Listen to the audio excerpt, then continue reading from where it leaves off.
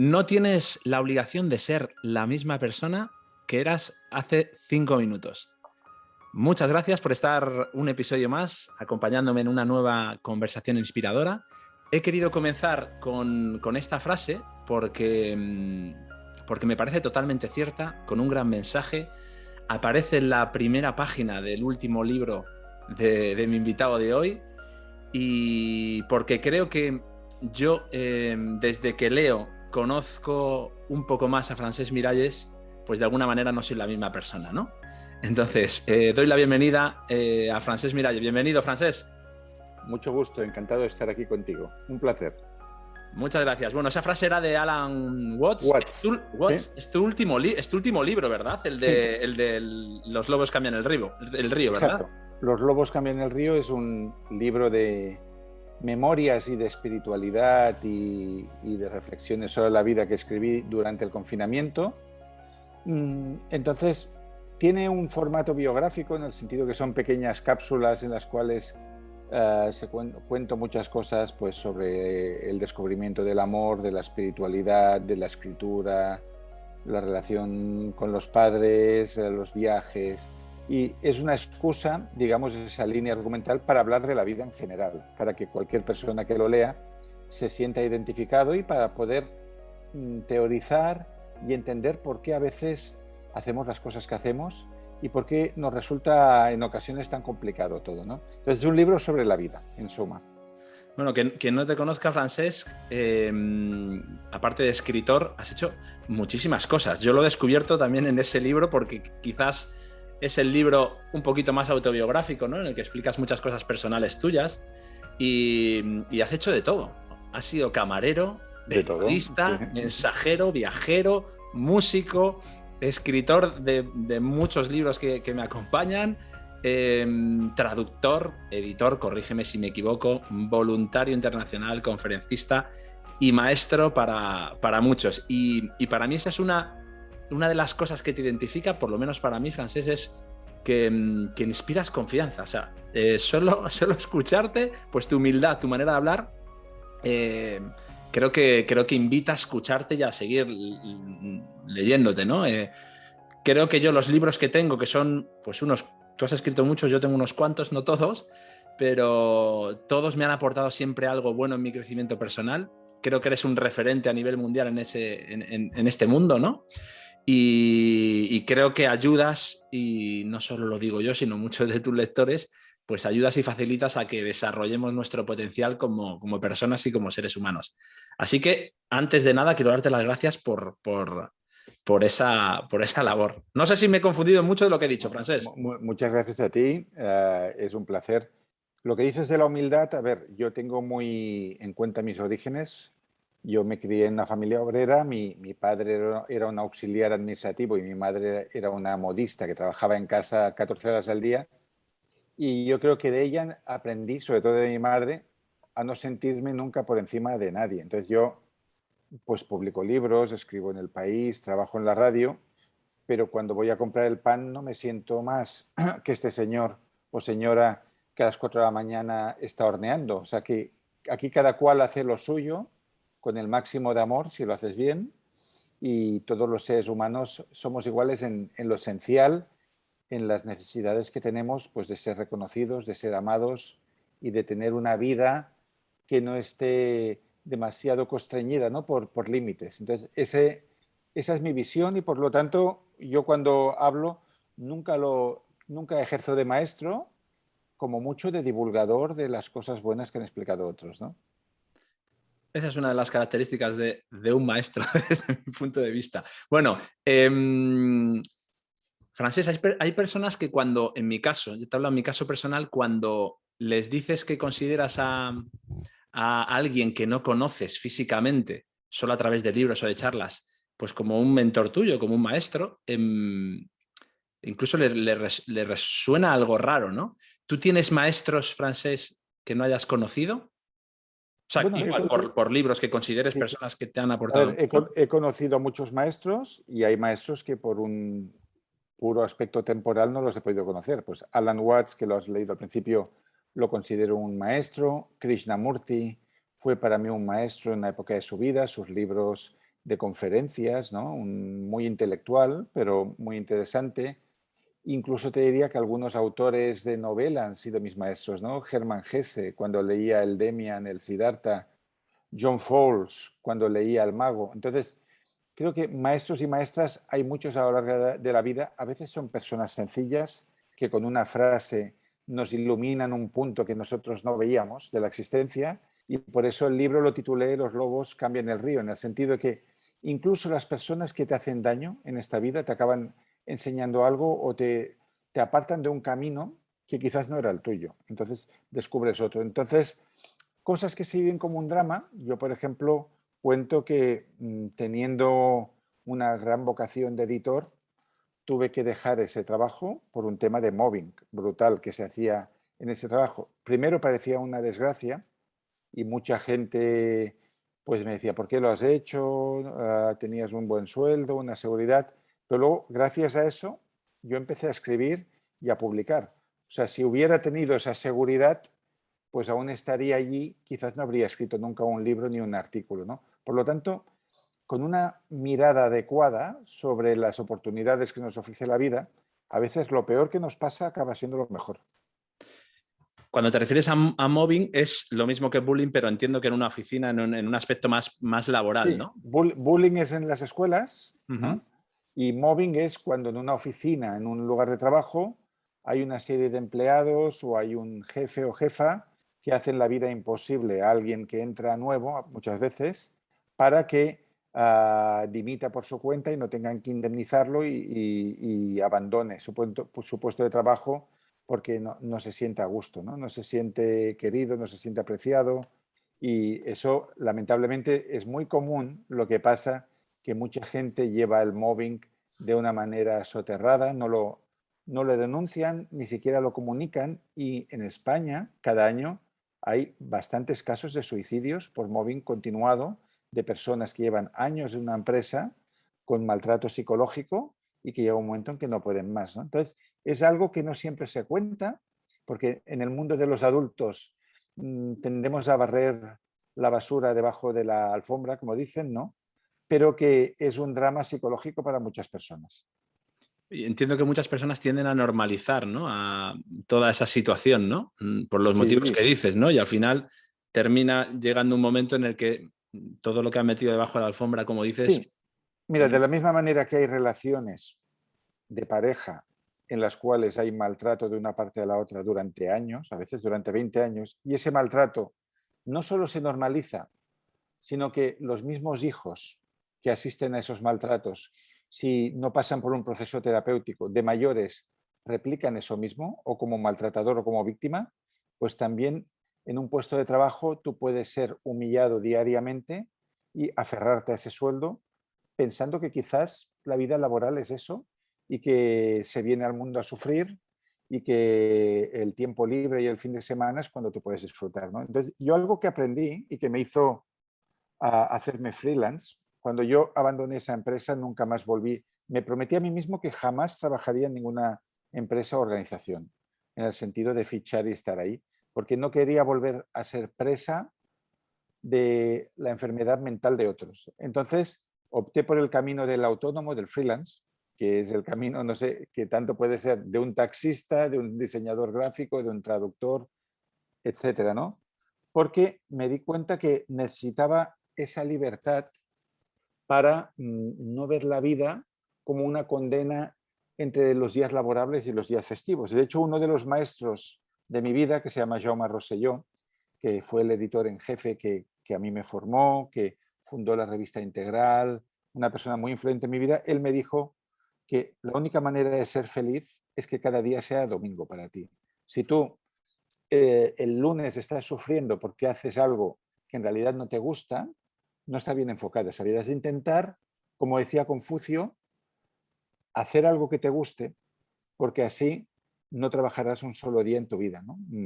Entonces, separar, digamos, el sufrimiento del placer en torno a actividades que no nos motivan y otras que sí, entonces eso produce efectos como el hiperconsumismo, ¿no? De alguien que odia su trabajo. Yo siempre lo pienso, por ejemplo, cuando me llaman por teléfono para que intente cambiar de compañía telefónica. Muy poca gente le puede gustar eso, porque yo aún soy amable, pero imagino que les dicen de todo. Pues mi sospecha es que cuando haces ese tipo de trabajo y eres bueno en eso, que consigues tus comisiones, cuando acaba el trabajo corres a una tienda a comprarte cosas que no necesitas para compensarte por el mal trago de todas esas horas haciendo algo que en realidad no es lo que tú quieres hacer, ¿no? Entonces, a través del libro de Ikigai y de los cursos que hacemos, yo creo que ahora mismo mi misión respecto a los demás es ayudar en lo que pueda a que cada cual pueda vivir según su propósito y no sufriendo en una parte muy tan importante de su vida, ¿no? Has hablado de Ikigai, que es uno de tus libros probablemente más conocidos, pero Francés, ¿qué tienen los japoneses que tanto nombras, que tanto inspiran a tus libros y que tantas enseñanzas nos traen al occidente, ¿no? Son modas, ¿eh? Son modas. En los años 60 la moda era la India. Los Beatles fueron allí, influyeron en muchísimos autores. Las filosofías de la India y la espiritualidad india pasó a California. Autores como el que hemos mencionado antes, Alan Watts, pues todo eso llegó. Y luego, a partir, yo te diría, no sé, de los años 70, 80, entró el Zen con mucha fuerza en Occidente. Y todo empezó con autores japoneses. Había un autor japonés que era traductor, Suzuki, que empezó a dar conferencias en Estados Unidos. Entonces, todo eso empezó a impregnarnos y miramos al Japón con una visión distinta. Hasta entonces habíamos visto Japón como un gran productor de tecnología, ¿no? Que innovaba en electrónica y todo esto, y ahí descubrimos que no solo había eso, sino que había una tradición ancestral donde hay las artes tradicionales, el haiku, la cultura del té, el ikebana, todo lo que son conceptos filosóficos, incluso el wabi-sabi, ¿no? Que es la belleza de la imperfección, el kintsugi, que es este arte de reparar lo que está roto y que también se puede entender de manera filosófica. Entonces, Japón poco a poco se fue poniendo de moda a partir de los años 70, 80, 90 y redescubrimos, ¿no? Esa cultura que habíamos relacionado hasta entonces con cosas materiales, ¿no? Y en mi caso, yo soy era un viajero muy febril. En mi primer viaje a Japón, pues me gustó como muchos otros países que he visto, pero por una serie de casualidades empecé a viajar cada año para hacer reportajes, para escribir una novela que se llamó Wabi Sabi, justamente. Conocí a Héctor y la amistad con Héctor es lo que hizo que hiciéramos tantas cosas allí. En uno de nuestros encuentros decidimos que iríamos al norte de Okinawa a visitar la aldea de los centenarios, era en ese momento el pueblo con un índice de centenarios mayor del mundo, estaba en el récord Guinness de longevidad. Y a partir de ahí, pues mi profesión me ha llevado a ir constantemente a Japón, pero igual he viajado 10 veces allí a lugares muy diversos, pero nunca he vivido en Japón y no pienso que la cultura japonesa sea mejor que la mediterránea, por ejemplo. Simplemente la vida me ha llevado a estudiar esos aspectos en este momento de mi vida. Fíjate que yo estuve en Japón un mes hace muchos años, yo creo que en el 99, por ahí, en el 99, 2000. Y recuerdo algo que no se me olvidará nunca, Francés. Recuerdo en una estación de tren dejarme yo una cartera, o sea, una cartera con dinero, con documentación, dejármelo en una cafetería, en el asiento visible a todo el mundo. Miles de personas pasaban por allí y recordar o darme cuenta que la había perdido como 2 horas después y volver a la estación y la cartera estar en el mismo sitio, en la misma posición, nadie la había tocado y me imaginé si esto sucede en Carabanchel. Dios mío. No, pero esto es totalmente común. Mira, yo te voy a contar dos anécdotas de esta. Yo, estando en Osaka, en el sistema del metro y de cercanías, por donde se mueven, me lo dijeron, como unos 10 millones de personas, yo iba con Rafael Santandreu y unos amigos, el psicólogo, y yo tenía un tecladito, porque estábamos componiendo y tocando por Japón, un viaje así un poco hippie. Y yo una especie de Casiotone que tenía, me lo dejé en la repisa de arriba del metro. Un metro que te digo que en horas habían 10 millones de desplazamientos y el metro se fue con mi teclado en ese laberinto que dices, bueno, yo esto no lo veo nunca más. Fui a objetos perdidos. Ellos dijeron, más o menos a qué hora lo has cogido, a tal hora. En 20 minutos volvieron con el instrumento. Lo encontraron. O sea, y Héctor me contó una anécdota aún mejor, que en la oficina donde él trabajaba, Héctor García dirige a 100 ingenieros. Él es un ingeniero informático. Un día él, saliendo de su oficina, vio que en el suelo había un iPhone nuevo. En su momento sería el 10 o el 11, que a alguien se había caído en el suelo, ¿no? Entonces todo el mundo pasaba por el lado y nadie se atrevía a cogerlo, ¿no? También porque si tú coges ese iPhone y lo llevas a la policía, hay que rellenar muchos formularios y está. Entonces dice que ese teléfono estuvo como 2 o 3 días allí y él que cada día cuando pasaba lo veía. Y lo único que hicieron es que un día empezó a llover y alguien lo empujó debajo de un toldito para que no se mojara. Y eso es Japón. Mira, me acabo de acordar yo de otra que también me sorprendió mucho. Estábamos, pues no sé qué, en qué barrio, en centro de Tokio, toda la locura, y nos habíamos perdido. Estábamos buscando una calle y preguntamos dentro de un comercio a una persona, le enseñamos la dirección y el hombre pues nos indicó, yo pensaba que me iba a indicar y ya está, pero nos acompañó como, pues no te exagero, 10 minutos andando hasta llevarnos al sitio donde íbamos. Salió de su comercio y nos llevó acompañándonos físicamente. Entonces, me sorprendió mucho porque quizás esa dosis de amabilidad no estamos, o yo no estaba muy acostumbrado a verla, ¿no?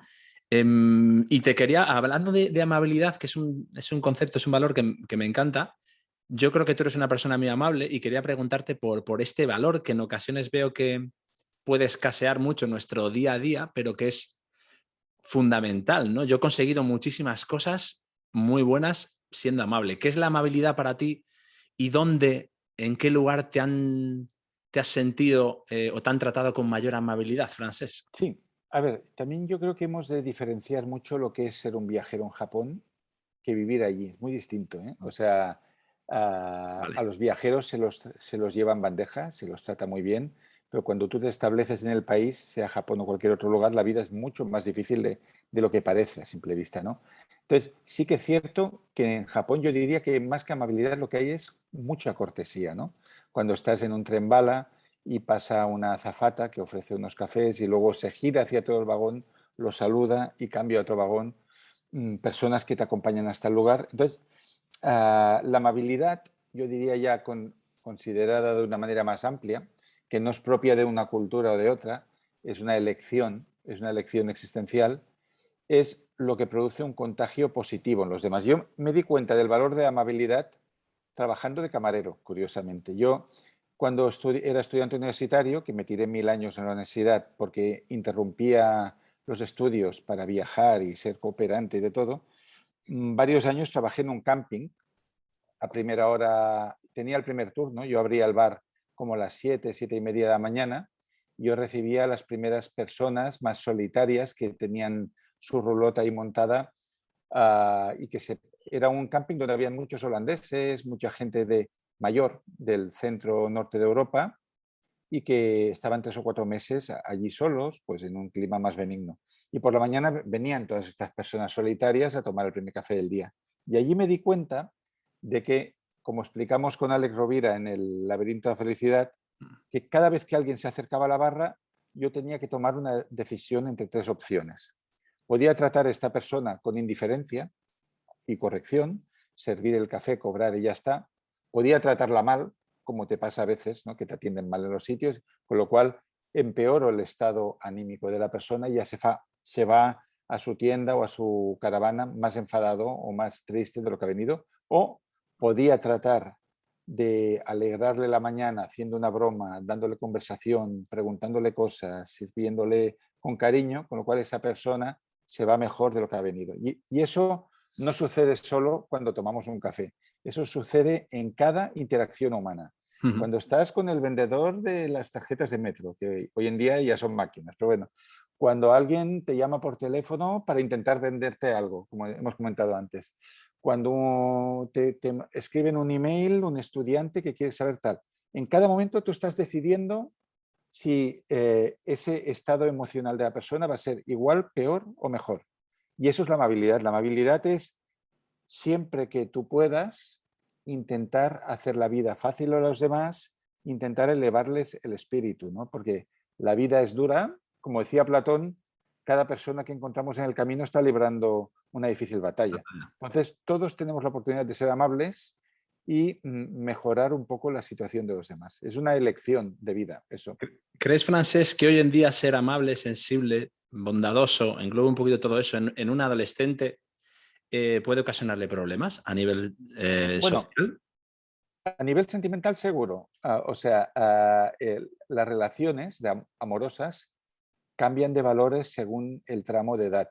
Y yo te puedo decir por experiencia que el adolescente amable que intente acercarse a una chica o un chico que le guste va a ser un pagafantas necesariamente.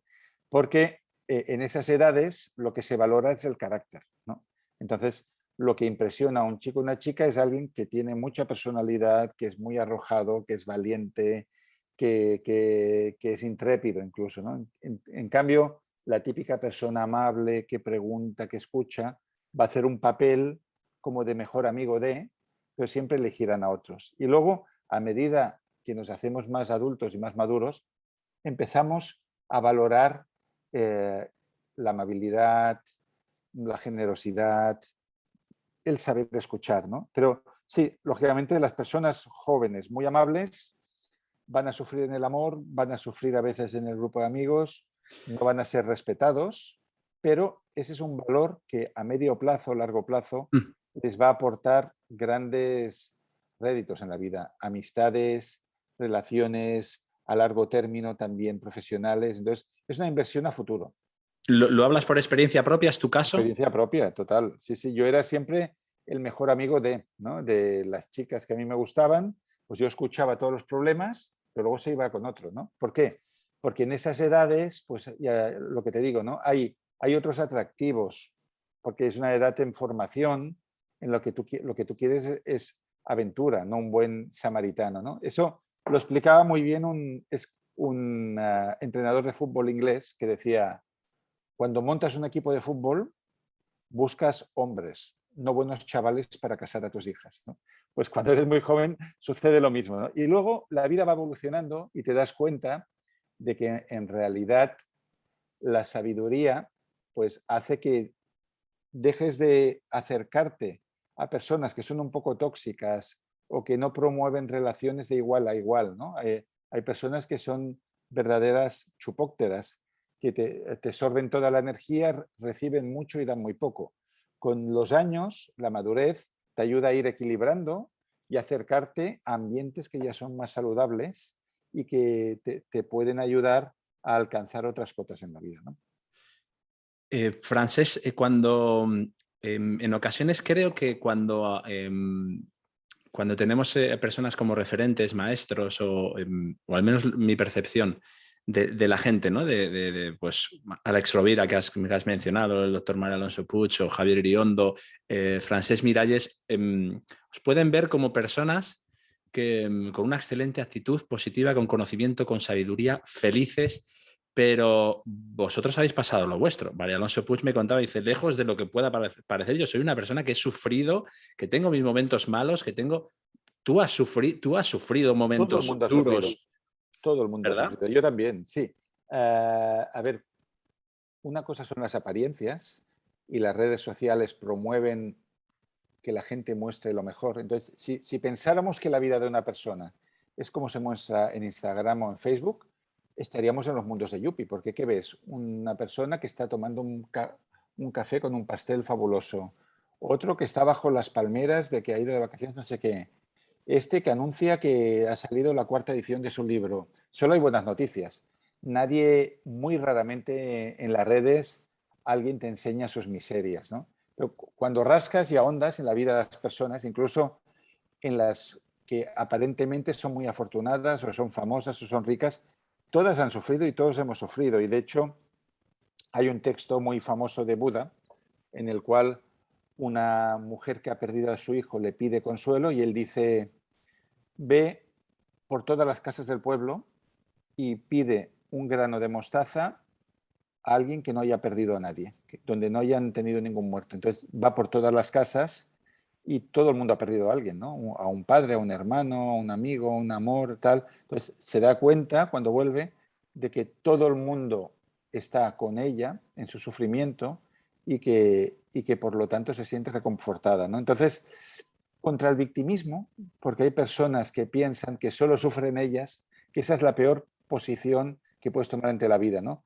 Pensar que tú sufres mucho, que otros tienen mucha más suerte que tú has tenido desgracia en la vida de que te suceda todo eso, ¿no?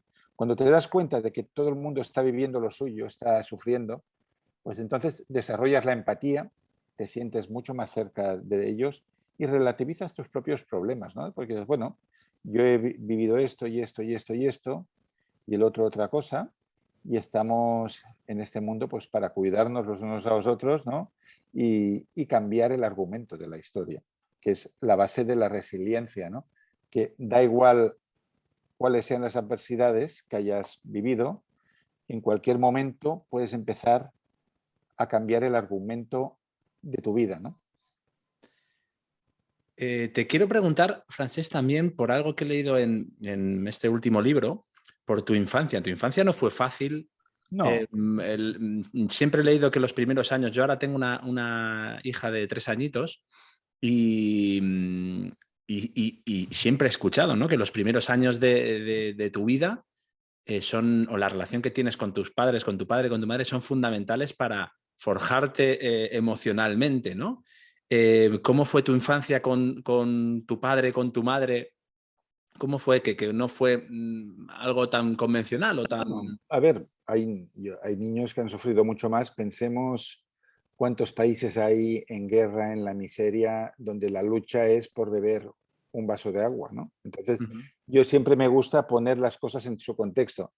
Lógicamente, sí, yo fui un niño muy solitario porque mi padre era una persona que era una buena persona, pero tenía una timidez enfermiza que hacía que no hablara con sus hijos. Entonces yo con mi padre recuerdo haber tenido una conversación larga, una en toda mi vida, que la cuento en el libro, que es después de haber visitado la estatua de Colón, que hay en Barcelona, vi por televisión que enseñaban la Estatua de la Libertad y una noche pedí a mi madre que hiciera venir a mi padre a la habitación y le pedí que me explicara la historia de la Estatua de la Libertad. Y fue la única vez que mi padre se sentó a mi lado y me explicó que eso era un regalo de Francia por este motivo y que lo llevaron por piezas con los barcos. Entonces, en ese sentido, yo era un niño que tenía mucha carencia de amor de su padre, que seguro que mi padre me amaba, lo que pasa es que no lo expresaba. Y por su parte, mi madre era una trabajadora que estaba 13, 14 horas al día cosiendo, con lo cual yo crecí con mucha soledad, aislándome también de mis compañeros. Fui a una escuela que eran todos chicos, 40, 42, y siempre habían las peleas de los fuertes contra los débiles, humillaciones, golpes, bromas muy pesadas. Entonces yo me fui aislando en mi mundo. Entonces me pasaban las horas pues en una especie de oasis mental donde yo me refugiaba y eso hacía que fuera muy mal estudiante, suspendía 4 o 5 asignaturas por trimestre y crecí como un chico tímido, cerrado, muy introspectivo y muy fracasado en los estudios. Y eso, claro, me condicionó y llegué a la adolescencia, donde de repente de ese ambiente opresivo en una escuela religiosa, todo tíos, con con ninguna nutrición espiritual o intelectual, te diría. De repente pasas a una academia privada, que es donde había ido mi hermana, donde era el caos y la libertad absoluta, chicos, chicas, entonces me quedé como asustado en esa nueva etapa de mi vida. Pero sí, fue un niño solitario, que le faltaron muchas cosas, pero aún así tuve esos mínimos que le faltan a muchos otros niños del mundo. Por lo tanto, en cierta manera me siento afortunado también. Hablabas de que eras fracasado en los estudios, no se te daban muy bien en Hasta ese muy momento. tarde, hasta llegar a la universidad, seguí suspendiendo hasta los primeros cursos de filología inglesa, que luego cambié. Hasta ahí seguís suspendiendo. Pues también creo que está muy bien que lo digas porque habrá personas o adolescentes en tu misma situación pasada, ¿no? En el que probablemente sientan que son diferentes, sientan que son raros, sientan que no son suficientes, que no tienen la formación adecuada o que... y yo quiero, en este sentido, preguntarte algo, Francés. Cuando alguien siente... todos somos imperfectos, pero cuando a alguien no le gusta algo suyo, ¿cómo puede aprender a amar esas imperfecciones? De esto hablaba muy bien Brené Brown en esa charla que he visto muchas veces del poder de la vulnerabilidad. ¿Cómo desde tu punto de vista puedes amar tus imperfecciones para poder seguir adelante, caminando? Mira, yo te diría, vámonos a la raíz de todo. ¿Cuál es la base del amor? Para mí la base del amor es la aceptación. O sea, la típica pareja que nos molesta ver en el restaurante, que se están discutiendo todo el rato, no hay aceptación, porque hay uno que quiere cambiar al otro, uno que le reprocha al otro, uno que niega al otro, el otro que tiene tal, ¿no? Entonces, por ejemplo, tú me has dicho que tienes una hija de 3 años. La mejor manera que tienes de amarla es aceptarla tal como es, sin querer cambiar las cosas que no te gustan, lo cual no quiere decir que un padre no tenga que poner sus límites y todo eso, ¿no? Pero si, por ejemplo, a un niño no le gusta explicar sus cosas en público, en una mesa, pues no hay que forzarle, ¿no? Entonces, el amor empieza por la aceptación y el amor por uno mismo empieza también por la aceptación.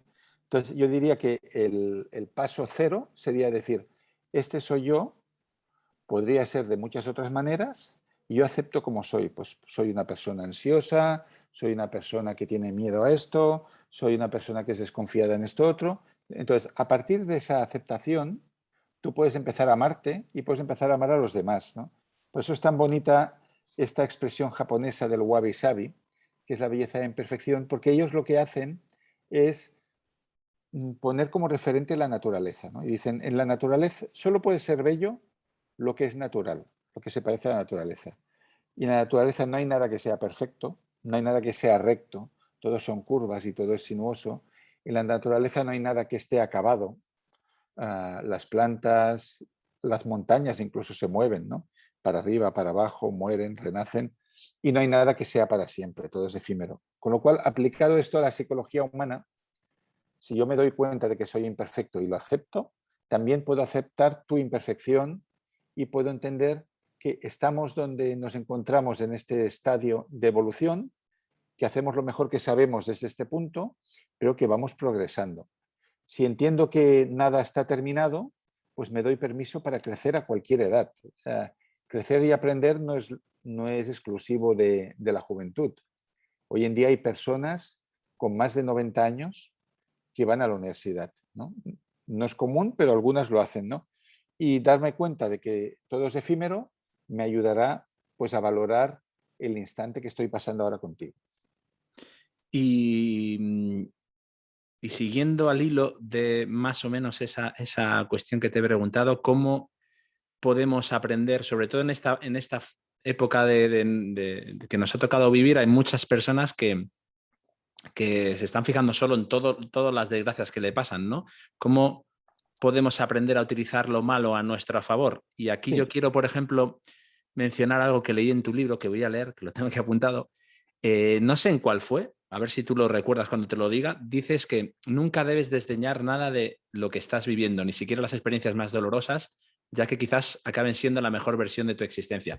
Creo que es, creo que es sí, de un té para curar el alma, ¿no? Con sí. Ángeles Doñate. Sí, porque en las cosas peores que pasan hay una gran sabiduría. Son momentos de gran aprendizaje, ¿no?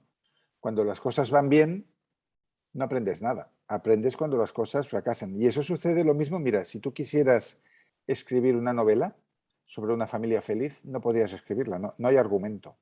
O sobre un hombre o una mujer que le van bien las cosas.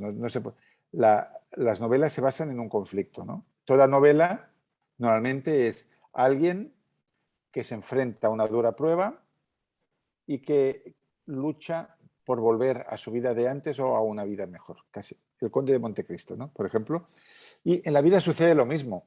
Cuando no pasa nada y todo es igual que ayer y mañana igual que hoy, ahí no hay aprendizaje. Aprendizaje es cuando de repente sufres un shock, te enfrentas a algo que es todo un desafío para ti y eso te obliga a afilar nuevas herramientas, ¿no? Que decía Stephen Covey. Por lo tanto, en lo peor que nos pasa está lo mejor respecto a nuestra evolución como personas. Pasa que en el momento, lógicamente, no lo podemos ver, porque cuando nos viene el golpe, pues es un momento de sufrimiento y de negación a veces, ¿no? Siguiendo las fases del duelo de Kubler-Ross, pues nos cuesta aceptar las situaciones que no hemos elegido, pero visto a lo largo de nuestra historia, ¿no? Como decía Steve Jobs, uniendo los puntos, entendemos que somos lo que somos ahora gracias a haber superado todo eso. Todo esto se entendería mejor si trabajáramos desde edades más tempranas ese desarrollo emocional, ¿no? Porque hay algo que no sé si compartirás conmigo, Francesc, que durante los últimos años hemos evolucionado tecnológicamente muchísimo, pero quizás emocionalmente hemos evolucionado en la misma medida a gestionar situaciones de estrés, ser más empáticos, comunicarnos de una manera más amable, más sin violencia. ¿Cómo lo ves tú? Sí, a ver, la tecnología ciertamente ha avanzado mucho más que la espiritualidad, pero la psicología ha avanzado mucho, ¿eh? Un gran problema de la época de mi padre, ¿no? Mi padre cuando iba a casa de mis abuelos, mi abuelo le recibía con traje y corbata, sentado a la mesa, y mi padre le hablaba de usted, ¿no? Y decía, ¿cómo le ha ido a usted el día? Y entonces, imagínate lo lejos que estaban esas generaciones de la inteligencia emocional, ¿no? Donde todo se basaba en la autoridad, en el respeto, en los formalismos. Entonces, claro, la inteligencia emocional de la que hoy en día todo el mundo habla es que solo tiene 30 años prácticamente, ¿no? Y antes de todo eso no se consideraba que hubiera que formar emocionalmente a nadie, sino que había que tener otras inteligencias. Por lo tanto, también la psicología ha avanzado mucho. Lógicamente, a ver, el mundo cambia de forma tan rápida. Pensemos que hace 20 años no habían redes sociales y ahora casi todas las relaciones son a través de las redes sociales. Y ahí sí que vamos un poco rezagados, porque, por ejemplo, pues hay quien piensa que tiene 3.000 amigos, pero se siente solo, ¿no?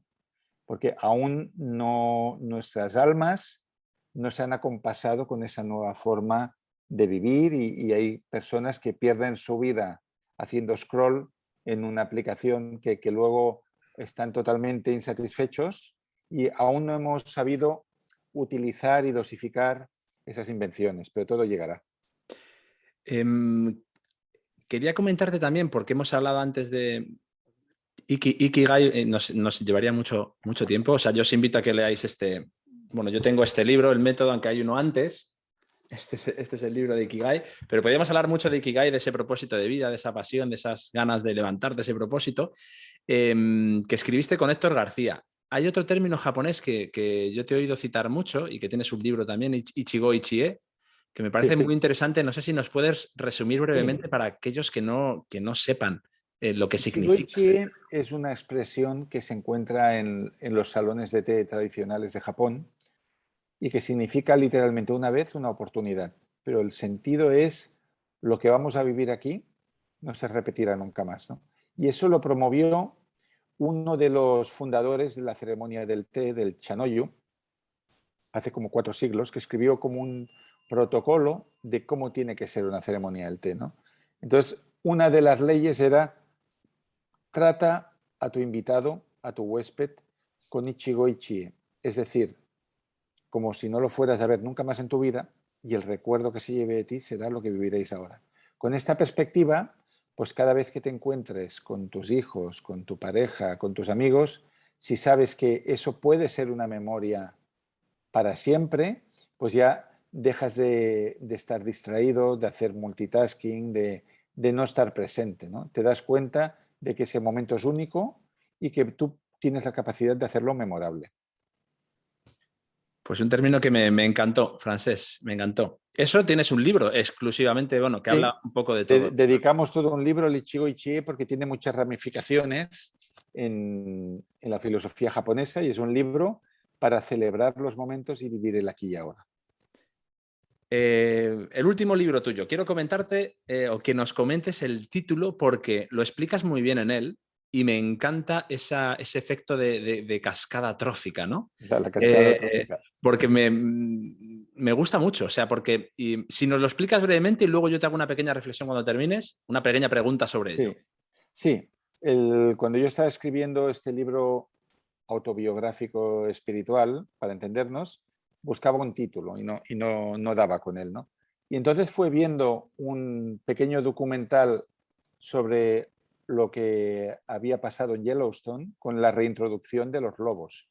En Yellowstone, el lobo gris, que es propio de la zona, durante 9 años había estado extinguido por los cazadores y toda una serie de cosas que pasaron en los años 20 y 30, y ese animal ya no estaba ahí, y eso había provocado que se desertificara el río porque habían animales tipo como los alces y los ciervos que iban comiendo toda la vegetación y no tenían depredadores. Cuando introdujeron los lobos, que fueron 12 o 13 ejemplares, los lobos empezaron a ahuyentar a los ciervos hacia otras partes del parque. Entonces, en los márgenes del río volvieron animales que antes no estaban. Volvieron los castores, volvieron las nutrias, volvieron pequeños depredadores y al final acabaron cambiando la forma del río. Eso es la cascada trófica, ¿no? Y eso aplicado a nuestra vida, por eso puse como título Los lobos cambian el río. Si la vida es como un cauce, ¿no?, por el que pasa el río de la vida y donde nos vamos puliendo, como esas piedras que aparecen en la portada, ¿no?, que cada vez son más redondas, cada persona, cada maestro, cada enemigo que aparece en nuestra vida está dando forma a nuestro río de la existencia. ¿Por qué? Porque los que nos inspiran nos hacen cambiar por imitación, ¿no? Cuando descubrimos a alguien que nos gusta, un autor que nos nutre, queremos ser como él, como ella, y queremos aplicar eso a nuestra vida. Cuando nos hieren, aprendemos por evitación. Entonces, el curso del río se va para otro lado, ¿no? Si tú, por ejemplo, has tenido un padre muy autoritario y que ofende con sus palabras constantemente en la mesa, como mucha gente ha tenido, es fácil que suceda que tú desarrolles la virtud contraria, ¿no? Justamente porque te dolió que tu padre se pronunciaba de esa manera y ofendía de esa manera, tú vas a ser muy cuidadoso con tus palabras y vas a desarrollar una capacidad de comunicación muy delicada, ¿no? Entonces, eso es los lobos cambian el río, ¿no? Que todo lo que nos pasa, lo bueno, lo malo, acaba conformando quienes somos. Y entenderlo nos permite honrar a esos maestros inesperados. Claro, yo también tengo una lectura similar, es decir, al igual que pues el lobo gris, al introducir el lobo en Yellowstone, cambió ese cauce del río, ¿qué pasaría si en nuestro mundo introdujéramos mejores personas, personas Sí, más claro, conscientes? totalmente. Mira, hay la famosa conferencia de Jim Rohn, Ujú. que era un empresario americano que estuvo muchos años dando la misma conferencia con mucho éxito, que creo que se llamaba Tú eres el promedio de las 5 Digo, personas con las que pasas más tiempo, ¿no? Entonces él decía, bueno, si excluimos a personas que hemos de ver obligatoriamente, ¿no?, pues a tus padres, a tu jefe quizás, las 5 personas con las que tú eliges pasar más tiempo van a influir en tu estado mental y en tu futuro, ¿no? Porque aquello que tú quieras medir, por ejemplo, tu nivel de optimismo, haces una lista con las 5 personas con las que pasas más tiempo y si uno tiene un 2 y el otro tiene un 5 y el otro tiene un 6 y el otro tiene un 1, pues tú acabas siendo un 3/10. ¿Por qué? Porque por contagio emocional nos acabamos pareciendo a las personas que frecuentamos. Y yo mismo, si examino mi vida, he sido muchos yos distintos. Yo hubo una época en la que me juntaba mucho con criticones, con personas negativas, con personas un poco crueles y acababa actuando como ellos y hablando como ellos, ¿no? Entonces, ciertamente, una forma de transformar tu vida, más allá de lo que puedas aprender, leer, formarte, es elegir muy bien cuál es tu círculo de confianza, ¿no? Entonces, si tú, por ejemplo, estás en una época creativa y lo que quieres es emprender y llevar adelante tus proyectos, no te reúnas con cenizos ni con gente que te desempodera. Intenta que esas 5 personas con las que pasas más tiempo sean gente que son creativos, emprendedores, optimistas, que te dicen que sí, que puedes hacerlo, ¿no? Va un poco unido este efecto de cascada trófica al el efecto Pigmalión, que también te he leído en Sí, algunas totalmente. ocasiones. Claro, el efecto Pigmalión suele ser desde alguien que tiene una autoridad sobre otro, ¿no? Entonces, por ejemplo, los padres que comunican a sus hijos que son un desastre, que no sirven para nada, que mira este otro, tu vecino, qué buenas notas saca y tú esto y no es tal, lo que haces es confirmar las expectativas que tenían sobre ti. Y en un trabajo pasa lo mismo, ¿no? Un director o directora que te está humillando constantemente y te dice que lo haces mal, te induce a hacerlo mal, porque como eso es lo que se espera de ti, eso es lo que das, ¿no? Entonces el efecto Pigmalión positivo es cuando transmites a alguien tu confianza en sus capacidades, ¿no? Y yo, por ejemplo, que he sido profesor de escritura muchos años, cuando ves un texto de un autor que quizás el 90% no sirve, pero hay un 10% que es brillante, pues ponemos mucho énfasis y dice, oye, todo esto no, pero este diálogo que has puesto aquí es genial por esto y por esto, por esto. Entonces la persona se viene arriba porque se ve reconocida en algo, ¿no? Entonces manuales clásicos como el de Dale Carnegie, de cómo Como, hacer amigos, influir por las personas, dicen que a nivel de ayudar a los demás a ser mejores, dice que consigues más con un elogio que refuerza esa parte positiva de la persona que señalando y criticando todo lo que hace mal. y normalmente, qué difícil es hacerlo a veces, porque tendemos a hacer a veces lo contrario, ¿no? En fijarnos Sí, en eso quizás que incita nuestra crítica, antes que el que elogio. además que criticar no sirve de nada. O sea, la típica discusión en la que uno lanza reproches al otro, te pones más a la defensiva. O sea, si alguien te ataca, tú te defiendes. Pero, como bien dice la PNL, si cambiamos el lenguaje, la estrategia de comunicación, y en lugar de quejarte, expresas una necesidad, todo cambia, ¿no? Eso lo dice muy bien el coach Mario Reyes, amigo mío y autor de varios libros. Él dice que, por ejemplo, ¿no? Vamos a poner un ejemplo tipo. Uh, el típico ejecutivo, que podría ser ejecutiva, también, que llega cada día súper tarde a casa, no se ocupa de su esposa, no se ocupa de sus hijos y viene ya para cenar y dormir, ¿no? Que usa su casa como un hotel. Si su pareja expresa su infelicidad desde la queja, pues le dirá, eres un desconsiderado, pasas de todo, no sé por qué quisiste tener hijos si no cuidas de ellos. Y entonces inmediatamente el ejecutivo se pone a la defensiva, ¿no? Diciendo, bueno, pero yo soy el que trae dinero a casa y tú no sé qué, ¿no? Entonces ahí no avanzamos. Pero si en lugar de expresar la queja se expresa la necesidad y ella le dice, me encantaría pasar más tiempo contigo, ¿no? Te echo de menos. ¿Te acuerdas cuando teníamos tal edad y nos íbamos al cine y luego estábamos horas hablando? Qué bonito era eso y cómo me gustaría. La reacción de esa persona es totalmente distinta, Ujú. porque ya no se siente atacada, se siente como atraída hacia una zona de felicidad que tuvo y ahí puede producirse el cambio. O sea, si tú atacas a alguien, esa persona se reafirma aún en lo suyo. Si tú expresas una necesidad, en realidad la inmensa mayoría de las personas somos complacientes. Yo estoy seguro que cuando a ti te viene alguien y te dice, estoy muy triste, no sé qué hacer con esto, a ti te gusta ayudar. A Ujú. casi todo el mundo le gusta. Entonces, cuando nos hacen una petición de forma cariñosa para atender la necesidad de otro, pues el impulso normal será cumplirlo, ¿no? Por lo tanto, el lenguaje, la forma en la que nos comunicamos con los demás, marca totalmente la calidad de las relaciones y la realidad también de las parejas. Mira, me ha recordado un libro que es, bueno, una persona más, Marshall Rosenberg, de la comunicación no violenta, que Sí, hablaba mucho de esto, de él los fue el cuatro que pasos. empezó con todo esto, la CNV, ¿no? La Sí. comunicación no violenta es esto, ¿no? En lugar de ir al enfrentamiento, buscar puntos de encuentro a través de esa transparencia, ¿no? y de esa expresión de necesidades. Ujú. Pues me encantó ese libro de comunicación, lo tengo por aquí también como referente porque Es un me, clásico, me ese gustó, libro es me un encantó. clásico. Francés, quiero compartir contigo algo personal para ver si, para que me des tu visión, porque creo que esto que lo mismo he pasado yo, pues está pasando a mucha gente y creo que le puede ayudar. Yo desde hace pues un par de años, sobre todo también por los efectos de esta pandemia, pues siento que he estado dejando muchas cosas y personas. He tenido que dejar mi ciudad, he tenido que dejar mi casa, mi trabajo, el colegio de mi hija, todo para irme fuera.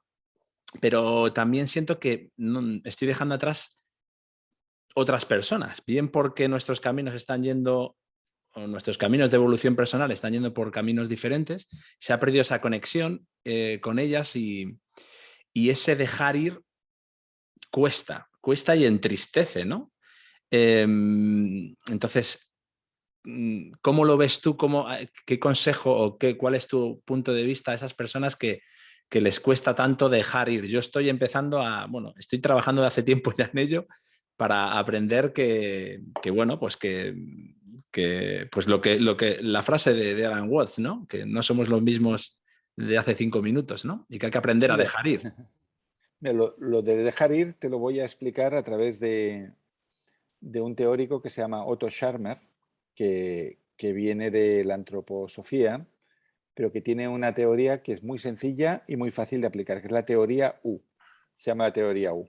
Y que se basa en dos premisas, que las dicen en inglés normalmente, no sé por qué. Let it go y let it come. Entonces, él lo que dice es, hasta que no dejes de ir, hasta que no dejes marchar el pasado, no sucederá nada nuevo, ¿no? Entonces, imaginemos ahora, por ejemplo, una persona que ha fracasado repetidamente en el amor y le gustaría encontrar una pareja que realmente estuviera a su altura para poder realizarse con ella, ¿no? Pero está siempre juzgando en clave de pasado, de lo que ya ha vivido, ¿no? Entonces, cada vez que conoce a alguien, pues encuentra tics, encuentra cosas, encuentra peligros que le recuerda a aquel que le engañó, a ese que era un egoísta, al otro que hizo no sé qué y a lo tal. Entonces, como estás juzgando siempre en base de pasado, no sucede nada nuevo, ¿no? Porque tienes las puertas cerradas a la novedad. Entonces, en el momento que tú dejas ir el let it go, entonces empiezan a pasar cosas nuevas porque dejas atrás los prejuicios y a partir de ahí pueden suceder cosas distintas, ¿no? Entonces, en la vida hay momentos de acumular y hay momentos de dejar, ¿no? Y el Let It Be de los Beatles, ¿no? Lo que nos enseña es que para cualquier paso que demos hacia una nueva realidad, tú me dices que has dejado tu ciudad pues para irte a vivir fuera por las razones que fuera, ¿no? Pues si tú estás en tu nueva situación, pero sigues anclado a la anterior con nostalgia, pensando en lo que has perdido, esto no vas a disfrutar ni de la una ni de la otra. La otra la has perdido y la nueva no la estás valorando, ¿no? Por lo tanto, yo diría que el proceso de madurar es un proceso sobre todo de dejar ir. Y el psicólogo Joan Garriga lo explica muy bien, que dice que en la primera mitad de la vida subimos una montaña. Y al subir la montaña vamos acumulando cosas, ¿no? Acumulamos éxitos, acumulamos amores, acumulamos amigos, dinero, posesiones, experiencias. Entonces llegas arriba de la montaña, ves el mundo y dices, estoy aquí y aquí me tenéis, ¿no? Y entonces empiezas a bajar. Y cuando bajas de la montaña, lo importante ya no es acumular, sino dejar ir todo aquello que no necesitas. Entonces, la segunda mitad de la vida es un proceso de desprenderte de todo lo que supone una carga para ti hasta que al final te desprendes de la propia vida, ¿no? Me parece una metáfora muy bella de lo que es el camino a la madurez, ¿no? Fíjate que, por ejemplo, un poeta joven, si has estudiado un poco poesía, lo normal que los poetas que empiezan hacen poemas muy, muy largos y muy enmarañados, con muchos versos en los cuales se usan muchas palabras para decir muy poco. Y el poeta viejo, a punto de morir, igual te hace un haiku de 3 líneas donde con 10 palabras te expresa todo un mundo. Pues eso es la sabiduría. Hay otra frase que creo que es muy sabia, que también he leído en uno de tus libros, el de Un té para curar el alma, que dice que a veces sentimos que la vida nos ha dado un traje que nos va grande, pero para eso existen los sastres. Sí, sí, Me encanta. esa era una frase que decía mucho mi primo Eloy, ¿no? De que él tenía unas expectativas sobre lo que el mundo exigía de él que eran inasumibles, ¿no? Entonces, yo diría que uno de los caminos a la felicidad es no exigirte, no exigirte demasiado ni a ti ni a los demás, ¿no? Por ejemplo, una forma cotidiana de sufrimiento, tan tonta como la que te voy a contar, es alguien que pone un WhatsApp, piensa que le van a contestar enseguida, al cabo de 2 horas no le han contestado y ya empieza hacer interpretaciones, ¿no? Uy, mira, esta persona ya no me valora como antes, ya no me quiere, se habrá enfadado conmigo, ¿qué habré dicho? Entonces, ahí hay todo un diálogo mental que va haciendo run run y que te amarga todo el día, ¿no? Si tú no tienes ninguna expectativa y tú simplemente has puesto ese mensaje porque lo sentías y sigues con tu vida, y si tampoco tienes ninguna expectativa sobre lo que tú tienes que conseguir, todo será una buena noticia, ¿no? Entonces, imagínate que escribes un libro y el libro, pues no sé, lo autopublicas, ¿no? En Amazon o donde sea. Si tienes una expectativa de que eso se va a hacer famoso, que te lo va a comprar una gran editorial, que se va a traducir, cualquier cosa que pase va a ser un dolor para ti. Pero si vas con las expectativas cercanas a cero y dices, yo ese libro lo lanzo y no espero que pase nada con él. ¿A Pues ti te ha un solo... pasado con alguno de Sí, los sí, libros? claro. Pues si tienes expectativa cero, tú lanzas el libro y si mañana por la tarde te escribe un lector que te dice, he disfrutado mucho leyendo esto, como no esperas nada, montas una fiesta en tu casa por ese único lector. Entonces, la felicidad en la vida depende de dónde ponemos las expectativas. Entonces, ir con unas expectativas muy bajas es un propiciador de felicidad. A veces nos cuesta pedir ayuda a los demás. Es decir, yo hablaba, volviendo a la frase anterior, de que a veces nos ha dado un traje demasiado grande, pero existen sastres a los que poder pedirles ayuda. A veces nos cuesta pedir ayuda. Sí, ¿Y por qué nos cuesta tanto pedir ayuda cuando mira, es algo tan natural, tan bonito, tan generoso también, ¿no? Porque al ayudar tú te sientes también bien, mira, ¿no? especialmente a las personas muy ayudadoras les cuesta recibir ayuda a ellas mismas, ¿no? Cuando tienes un rol de dar, como dice el libro de Adam Grant, de dar y recibir, tú entiendes que tu misión en la vida es entregar y darte y ayudar. Y te cuesta mucho que te den a ti, quizás porque consideras que no lo mereces o no quieres molestar a los demás. Entonces, a veces te tiene que pasar algo tan gordo para que puedan tener los otros la oportunidad de eso. Mira, yo te pondré una experiencia personal. Yo siempre había sido una persona extremadamente generosa, no sé, con todo, con el dinero, ¿no? De ir a cenar 12 personas y hacer ver que voy al lavabo y pagarlo de las 12. No sé, sentía esa necesidad. Algún problema había ahí con, no sé, con mi autoestima, que necesitaba hacer eso. Y siempre era alguien que procuraba por todo el mundo, tanto a nivel de tiempo como de dinero y todo. Y entonces tuve un percance que me arruiné y me quedé sin nada y me vi obligado a pedir una cantidad muy importante a una amiga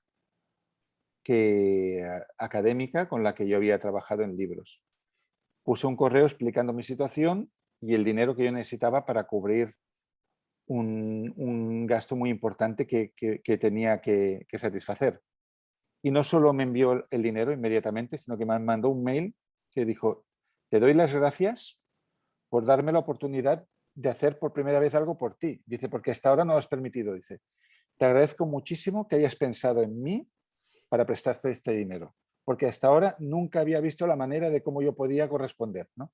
Entonces, a veces no nos pasan cosas buenas porque no lo permitimos, ¿no? Y el típico rol de la madre abnegada, ¿no? Que hemos conocido, de la abuela, ¿no? Que cuida de todo el mundo, que está por todo el mundo y no quiere nada para ella, pues muchas personas lo tienen y han de pensar que así como a todo el mundo le gusta recibir, la gente es muy feliz dando también. Entonces, si tú das espacio y, por ejemplo, cuentas tus problemas y dejas que tu amigo también te escuche y te ayude, pues les estás dando importancia a ellos y les estás haciendo felices también de la otra forma, ¿no?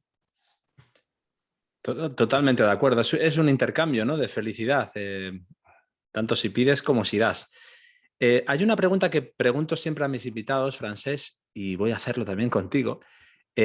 Si tuvieras que hacer un guiso llamado felicidad, un guiso propio, no un plato precocinado, sino algo pues muy casero, ¿cuáles serían tus principales ingredientes, metafóricamente, esos valores? ¿Dónde buscaríamos esa materia prima? Mira, pues yo diría que minimalismo, necesitar pocas cosas, porque cuando necesitas muchas, eso ya es un signo de infelicidad. Minimalismo, o sea, tener una vida frugal, cultivar buenas amistades, porque las amistades son tu red protectora, que en los momentos más difíciles son los que te van a levantar. No tener expectativas, como hemos dicho, ni sobre ti ni sobre los demás. Hacer algo que te apasione para los días malos, tener al menos ese pilar al cual agarrarte y vivir día a día. No pensar nunca en futuro, pensar que mañana puedes no estar aquí y dedicar cada día a lo mejor que puedas. Y no hay más. Yo diría que hay más ingredientes para la infelicidad que para la felicidad, ¿no? La felicidad en realidad es muy sencilla. Es dejarnos en paz, ¿no? Es no hacer cosas que interrumpen el flujo natural de la vida. Y me decía Alex Rovira algo que me hizo mucha gracia, que era y no molestar. O sea, Exacto. y no Alex molestar. un día me dijo que leyendo una entrevista con José Luis San Pedro, que le gustó mucho, que José Luis San Pedro decía que a lo largo de la vida, que había conocido tantos sabios y tanta gente importante, él había aprendido básicamente dos cosas, que era comprender y no molestar. Eso está muy bien. Si es capaz de comprender, pues tienes empatía, tienes cercanía, tienes amor, tienes poder positivo sobre el otro, ¿no? Y si eres capaz de no molestar, pues como mínimo, mira, sabes que tus actos no serán causantes de la infelicidad de los demás, que ya es mucho decir eso. Bueno, ahora quiero proponerte, Francés, un pequeño juego rapidito de asociación instantánea. Yo te voy a nombrar algunas personas o lugares y tú me dices lo primero que se te pase por la mente. Puede ser una frase, Vale, una palabra o lo que vale, consideres oportuno. vamos con ello. Venga, Siddhartha Gautama Buda, La liberación del sufrimiento,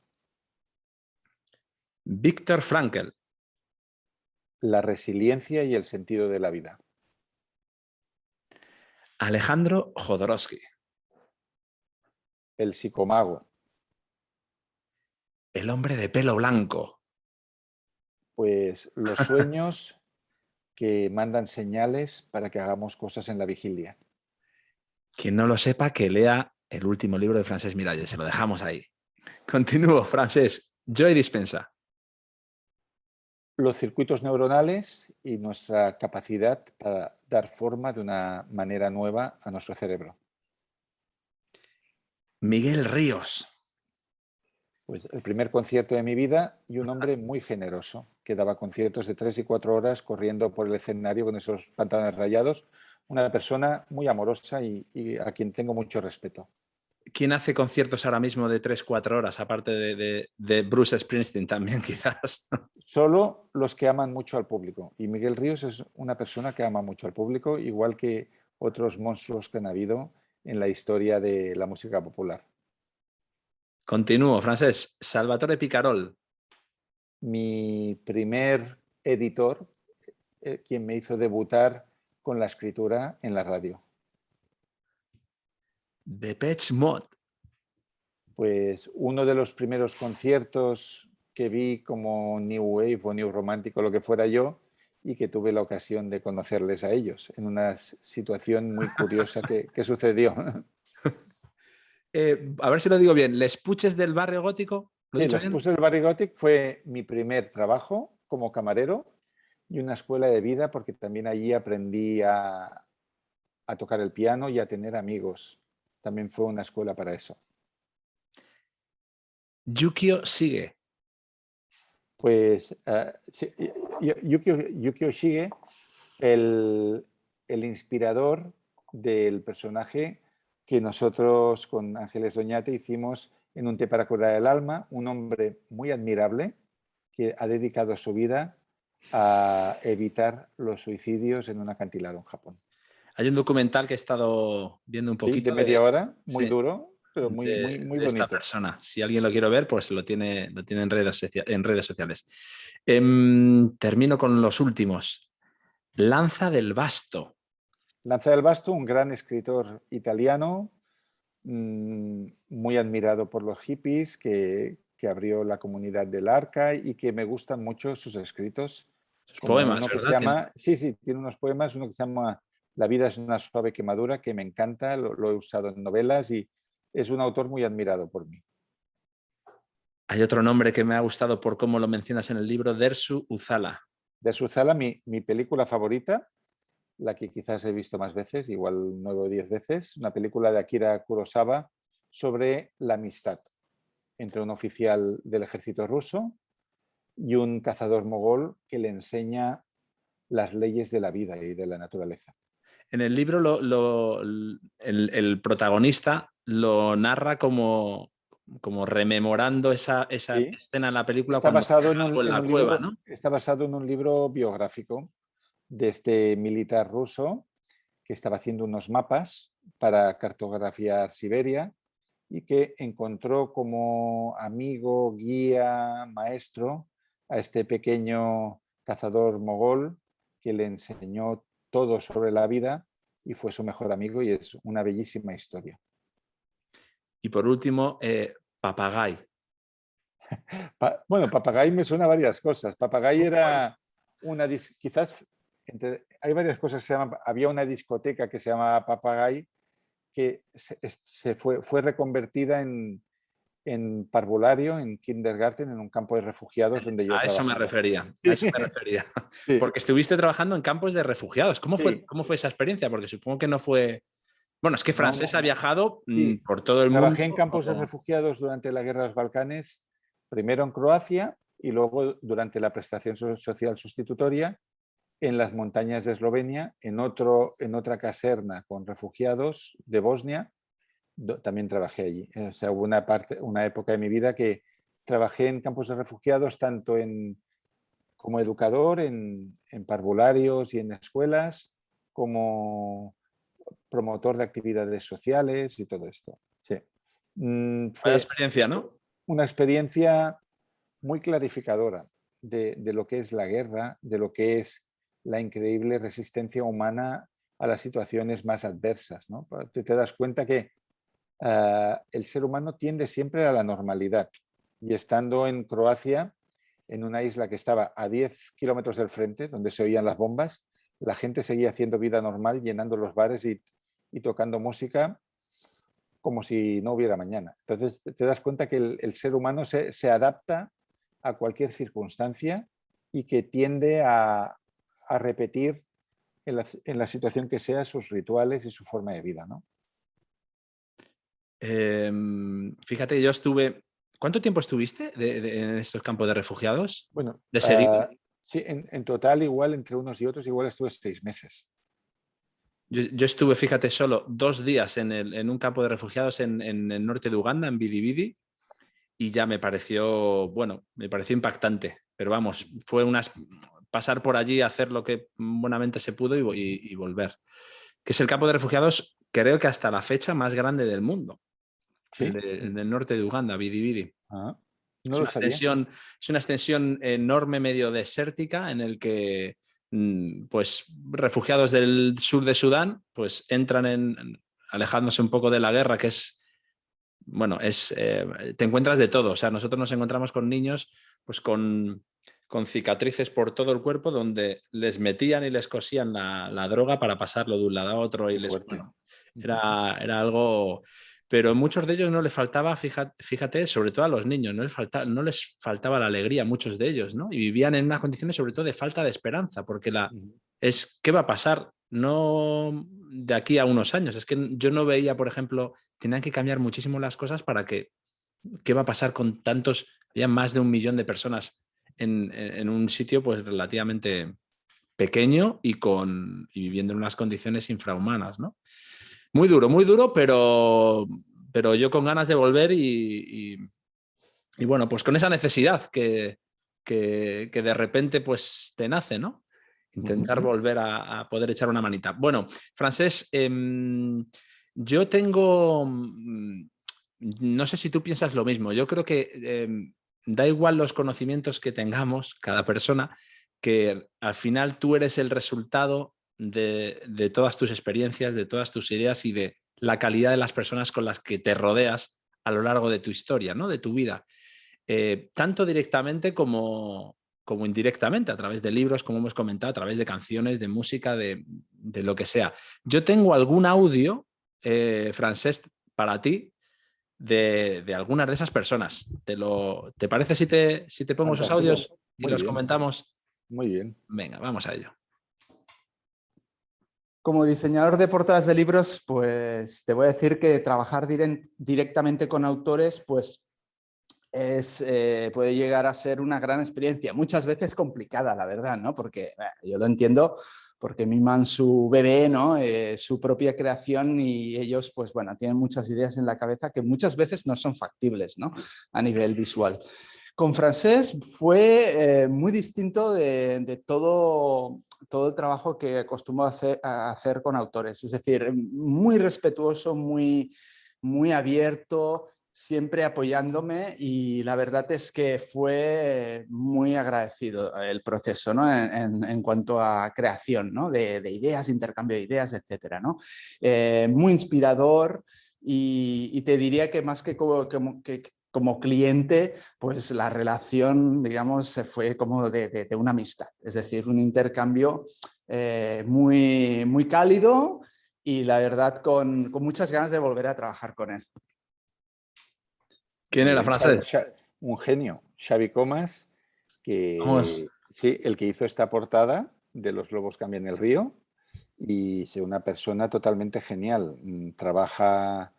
Había trabajado ya con Héctor García, Héctor me había hablado de él, que vive en Bangkok, igual que el hermano de Héctor, y nada, hablar con Xavi Comas de este proyecto y cómo logró plasmarlo de forma conceptual fue maravilloso. Es un genio del grafismo y es un gran fotógrafo también, y una muy bella persona. Te pongo otro audio. Para mí, Francesc Miralles es un maestro y un gran amigo. Gracias a él aprendí a escribir un poco mejor y a entender un poco mejor el mercado editorial, que también es muy importante. Pero sobre todo disfruté de un montón, hemos disfrutado un montonazo de viajes, de anécdotas, de firmas, tanto en España como en otros países. Y es un gustazo tenerlo en la vida, como maestro, como amigo, ya digo, y como escritor, porque poder leer sus historias, ya sean de ficción o de no ficción, te aclaran muchísimo el camino. Así que nada, Francesc, un abrazo muy, muy fuerte. Muchas gracias, Javier. Aquí Javier Ruesca es un gran escritor y guionista, y sí, con él fuimos a la Feria de Guadalajara en México, fuimos a hacer promoción a Macedonia, ahora se llama Macedonia del Norte, y grandes aventuras, escribiendo Pulsaciones, Latidos, y una persona maravillosa también. Has hecho has escrito con Sí, muchas personas, o sea, sí, Alex Rovira tiene muchos libros. sí, sí, he sido muy prolífico y he tenido muchas parejas de baile a lo largo de estos últimos años, y sí que es cierto, ¿no? Pues con Alex Rovira, con Javier Ruescas, con Héctor García y otras personas. Bueno, quizás el tener muchos amigos y el compartir muchas ideas creativamente ha hecho que surjan estos proyectos a veces, ¿no? Que estás hablando con alguien una noche cenando, como sucedió con Javier Ruescas, y nos pusimos a pensar qué se podría hacer que no se haya hecho nunca hasta ahora, ¿no? Y se nos ocurrió que nunca se había hecho un libro con WhatsApps, y eso fue el inicio de Pulsaciones. Pues un saludo para Javier también. Voy a ponerte otro. Francesc, querido amigo, nos conocimos en el año 2000, ¿te acuerdas? Fue una época hermosa de mi vida. En Barcelona, claro, el Masnou, todos aquellos lugares preciosos de Cataluña. La literatura, las reuniones, los amigos, el trabajo editorial, las fiestas, todo lo veo para atrás y de veras es increíble, qué bonito. Aprendí mucho de ti.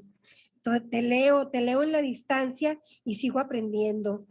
Muchas gracias por estar en mi vida, Francesc, pajarito. Te respeto, te admiro y te quiero mucho. Un abrazo grande, grande.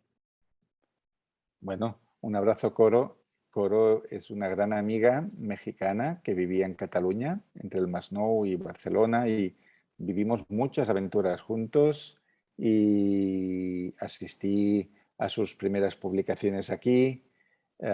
montamos fiestas juntos, hablábamos de literatura, hablábamos de la vida, hablábamos del amor, y es una gran amiga, una persona con tremenda sabiduría y con un corazón enorme. Un beso muy grande. Un acento mexicano, ¿no? Sí, mexicana, de Tamaulipas.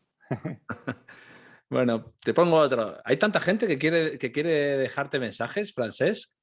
Esto lo llevo mal, normalmente, que hablen ¿Sí? de mí, que hablen bien de mí. Bueno, Nunca, pero nunca me resulta cómodo, mira, aunque sean buenos amigos como los que más me estás poniendo, ¿eh? cito a tu amigo Alex Rovira que me dijo, le dije lo mismo. Estábamos hablando, no sé por qué, por un halago que también me hizo y me dijo, ábrete al reconocimiento. Ábrete al reconocimiento. Sí, pues a Lo mí intento siempre me hacer. cuesta. Así que ábrate al reconocimiento, Siempre me Francesc. cuesta, sí. Aportas mucho a mucha gente, Francesc, entre los que yo me incluyo, y hay que ser agradecido por ello. Es mi manera de darte las gracias. Y hay mucha gente que le apetece, en cuanto yo me puse en contacto con ellos, deseando. Muy bien, muy Así bien. que yo creo que se lo vamos a poner. Luego tú me dices si quieres que lo dejemos o si quieres que lo quitemos. Como tú quieras. Ponerlos, sí, pon los que tú consideres. Venga, vamos allá. Mi querido Francesc, te digo que un instante que paso contigo me alegra la vida. Eres el mejor amigo para tus amigos y un maestro imprescindible para tantos. Eres único. Tú sí que sabes convertir a los fantasmas en ayudantes. Te quiero mucho. Bueno, aquí es Silvia de la Coan, una gran maestra, pionera de los talleres de escritura en castellano, con quien cada jueves tenemos un taller con 20 personas y luego aparte nosotros tenemos nuestros rituales. Tenemos un club de lectura que somos ella y yo, que quedamos en los cafés para compartir los mismos libros y comentarlos. Hablamos de la vida. Entonces, es una grandísima amiga, Silvia de la Coan, y un alma gemela, una persona de una juventud eterna, capaz de comprender cosas que nadie más puede comprender. Qué bonitas palabras también para Silvia. Continúo, Francesc. Hola Jesús, pues aquí va mi mensaje sobre mi muy querido Francesc Miralles. Francesc Miralles es una de las personas más extraordinarias que, si tenemos suerte en nuestra vida, que se cruce en nuestro camino, podemos conocer. Yo conozco a Francesc desde hace ya muchos años. Hemos cultivado una amistad y una actividad profesional compartida que ha dado muchos frutos, tanto en libros, en coautoría, como en contenidos de mi Escuela Humanista Digital. Y Francesc es una persona sabia, bondadosa, lúcida, tremendamente erudita e inteligente, tremendamente compasiva. Es una persona con, si utilizamos el término, ¿no?, de David R. Hawkins, ¿no?, del nivel de conciencia, es una persona con una conciencia elevadísima, profundamente amorosa. Y yo siento por él una admiración y un cariño enorme. De hecho, para mí es como un hermano. Yo lo quiero como si fuera un hermano y para mí es un privilegio su amistad y su presencia en mis días, en mi vida.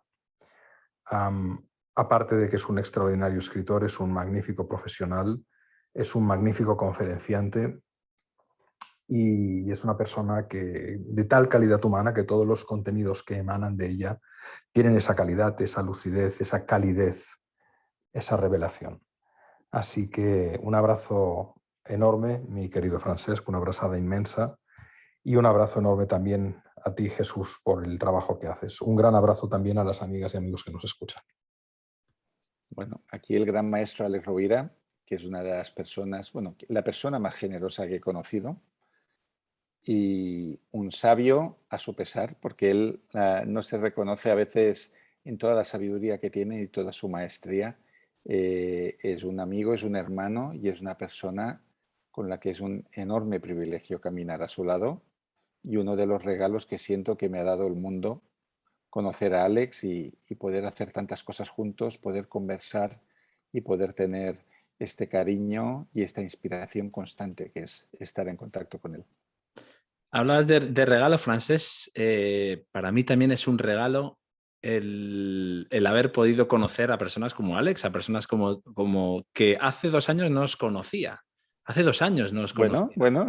Y he sido tardío, No, pero, no, nunca es tarde si la dicha es buena. pero me he puesto las pilas en todo lo que hacéis, en todo vuestro contenido, porque pues he escuchado muchas veces. Yo siempre que considero a alguien que es un maestro, que aporta y que me gustaría intento pues arrimarme todo lo que pueda. Todo lo que esa persona cree, pues intentar que se me pegue un poquito, porque eso es lo que intento. Así que para mí también ha sido un regalo el conocer a tantas personas que han pasado por este podcast, Alex Rovira especialmente, Francés, te sigo desde esos 2 añitos y te lo agradezco también. Y sigo, que si no me enrollo y hay más personas que quieren dedicarte unas palabras. Voy.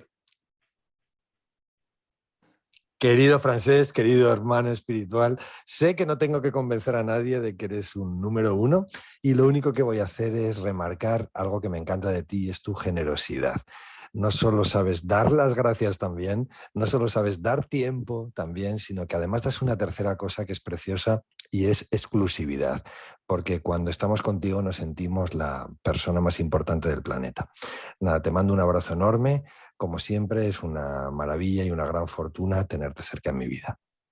Pues aquí Andrés Pascual, que nos llamamos Bro, ¿no? Que somos hermanos espirituales desde que nos conocimos en unos premios. Hacemos 1000 cosas juntos. Me encanta leerle, me encanta ver su evolución y estamos organizando justamente ahora mismo en el norte de España unos cursos junto con mi pareja y su esposa, que estamos los 4 y que disfrutamos muchísimo de esos encuentros. Vamos a hacer otro seguramente en Marbella. Entonces, para mí Andrés es un hermano con el que puedo hablar absolutamente de todo, con el que me he encontrado en lugares del mundo de lo más inesperados. Por ejemplo, estar viajando por Brasil y dar la casualidad de que él estaba allí y correr muchas aventuras juntos. Y es una persona con la que ni siquiera necesitamos hablar para entendernos. Una persona muy generosa, muy cariñosa, muy sabia y un hombre en constante evolución y en constante inquietud que para mí es un ejemplo para muchas cosas. Y de hecho, cuando doy una charla o escribo artículos, lo cito muy a menudo porque lo tengo muy presente en la cabeza y en el corazón. Pues, y gran voz que tiene Andrés. Sí, Mira. sí, porque Andrés, los que no lo conocen, no saben que él empezó con una banda de rock que tocaron en la Expo de Sevilla para, no sé si para 10 millones de personas por televisión. Entonces, él viene del mundo del escenario, del mundo del rock and roll, y eso lo aplica como conferenciante, que es muy bueno, como escritor y como maestro de cursos también, tanto presenciales como online, que muy pronto vamos a ver uno de ellos. Continúo, Francés. Hola, bueno, soy Xavier Guix. Este mensaje es para Francesc Miralles y quería saludarlo especialmente por ser una persona maravillosa. Solo tengo palabras para bendecirlo. Muchas benedicciones para ti. Bendecir es bien decir. Por lo tanto, voy a decir muchas cosas buenas de ti, porque te lo mereces. Te mereces que las digamos por tu generosidad y tu buen corazón, porque no tengo ninguna duda de que cuando hablas siempre hablas desde tu experiencia, hablas de lo que conoces y lo que conoces no te lo quedas para ti, sino que te gusta compartirlo con el mundo entero. De ahí tu afán narrativo. También porque eres un aprendiz de la vida, siempre estás con la apertura, el corazón abierto para aprender, viajar, conocer, llegar más a fondo, buscar la verdad. Eres un auténtico seeker of truth, un buscador de la verdad. Y también porque tienes una habilidad extraordinaria en lograr que las personas que están a tu alrededor crezcan y aprendan. Y sabes sacar lo mejor de cada persona que está en tu vida. Son muchas cosas, pero se pueden resumir en lo que solemos decir una persona de alma pura y de corazón inmenso. Yo creo que con esto está todo dicho. Francesc, que te vaya todo muy bien. Muchas ganas de reencontrarnos y que este día también sea un día bonito para ti. Muchas gracias, maestro Xavier Guix. Yo lo había conocido como periodista, lo había entrevistado, lo había leído, pero fue mi terapeuta en un momento de gran cambio en mi vida y puedo decir que hubo una sesión primera con Xavier de 2 horas en Granollers, donde él vive, que esas 2 horas cambiaron absolutamente mi vida. Supe más de mí mismo en esas 2 horas que todo lo que había aprendido en los 40 años anteriores. Entonces, por lo tanto, para mí, aparte de un amigo que he ido siguiendo sus escrituras, su evolución y que me encanta acompañarle y me encanta sentirlo cerca, pues es alguien que consiguió darle al botón que cambiaría toda mi existencia. Por lo tanto, admiración y gratitud eterna. Una persona importante para ti, desde luego. Uh-huh. Vamos allá. Gracias, Jesús, por invitarme a participar en este pequeño homenaje a nuestro querido amigo Francesc Miralles, adorado Francesc Miralles. Recuerdo que un día escuché a Galeano decir que la grandeza de Mario Benedetti era que no sabía que era Mario Benedetti. Yo creo que la grandeza de nuestro amigo Francesc Miralles es que él no sabe que sea Francesc Miralles.